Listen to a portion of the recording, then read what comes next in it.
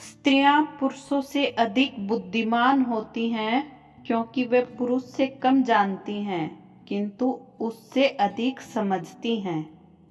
जिस परिवार, समाज और देश में औरत का सम्मान नहीं होता है, उस परिवार, समाज और देश का पतन निश्चित है। स्त्रियों की स्थिति में सुधार न होने तक विश्व के कल्याण की कोई कल्पना नहीं हो सकती। किसी पंछी का एक पंख के सहारे उड़ना बिल्कुल असंभव है। नारी के बिना पुरुष का बचपन असहाय है, युवावस्था सुख रहित है और बुढ़ापा सांत्वना देने वाले सच्चे और वफादार साथी से रहित है। नारी सदैव अजय रही है। कुछ लोग कहते हैं औरत का कोई घर नहीं होता, लेकिन मेरा यह अनुभव है कि औरत के बिना कोई घर नहीं होता। पवित्र नारी सृष्टिकर्ता की सर्वोत्तम कृति होती है। वह सृष्टि के संपूर्ण सौंदर्य को आत्मसात किए रहती है। नारी का सम्मान एक सभ्य परिवार, समाज और देश की पहचान है। स्त्रियों का सौंदर्य उनका पतिव्रत धर्म है। ईश्वर के बाद हम सबसे अधिक ऋणी स्त्री के हैं। पहले तो स्वयं अपने जीवन के लिए और फिर इस जीवन को जीने योग्य बनाने के लिए। नारी का सम्मान करना माँ का सम्मान करना है। माँ का सम्मान करना भगवान का सम्मान करना है।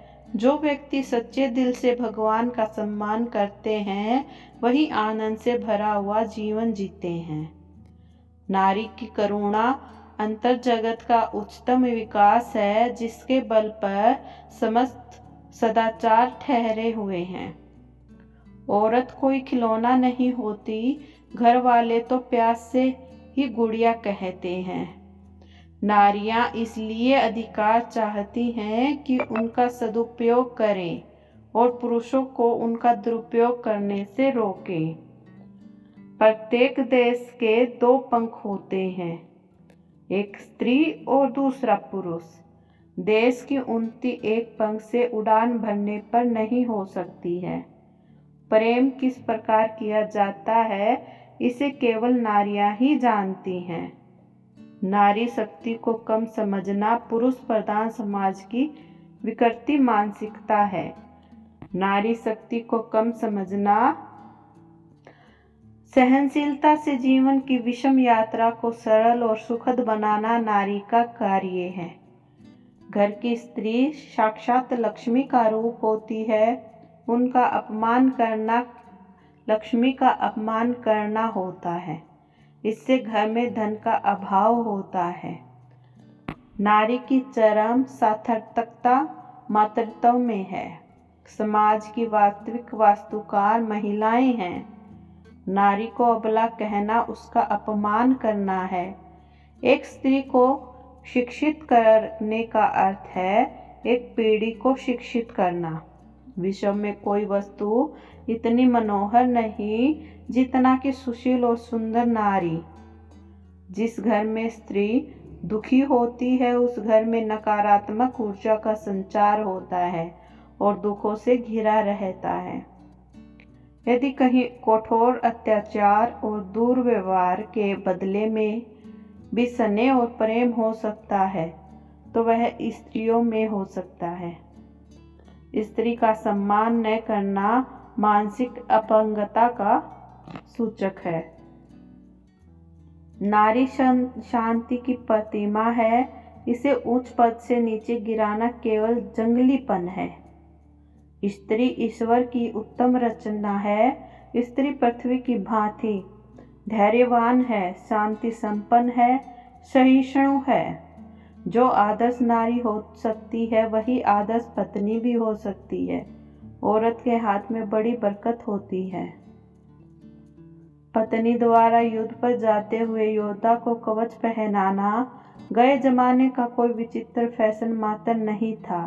यह बात शाश्वत सत्यों में से एक है कि स्त्री के स्पर्श के बिना आत्म दृढ़ता का कवच हृदय को मजबूत नहीं बना सकता और केवल स्त्री के प्रेरणा के अभाव में योद्धाओं का पराक्रम धूल में मिल जाता है।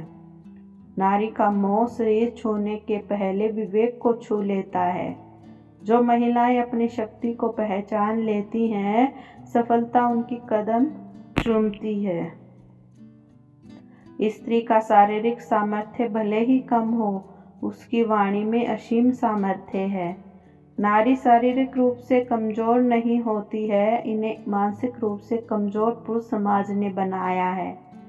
स्त्रियों का अपमान ईश्वर के अपमान तुल्य है। जो व्यक्ति स्त्री का अपमान करते हैं, उनका पतन शीघ्र शुरू हो जाता है। स्त्री के बिना जीवन की कल्पना करके सोचिए कि हर व्यक्ति के जीवन में स्त्री का कितना महत्व है। माँ, बहन, पुत्री, पत्नी आदि कई रूपों में स्त्री पुरुष के जीवन को खुशहाल और सुखमय बनाती है। जिंदगी रूपी घर की नींव स्त्री होती है। परिवार में स्त्रियों की प्रसन्नता के कारण ही परिवार तरक्की करता है। सृष्टि संचालन का अधिकतम दायित्व का निर्वाह स्त्रियां ही करती हैं। औरत में सहन शक्ति पुरुषों की अपेक्षा ज़्यादा होती है। एक महिला अपनी उम्र के बारे में झूठ बोलती है और पुरुष अपनी होने वाली कमाई के बारे में झूठ बोलता है। औरतें शादी के बाद ज़्यादा खुश होती हैं और पुरुष शादी के पहले ज़्यादा खुश रहता है। नारी ही नारी की सबसे बड़ी शत्रु होती है।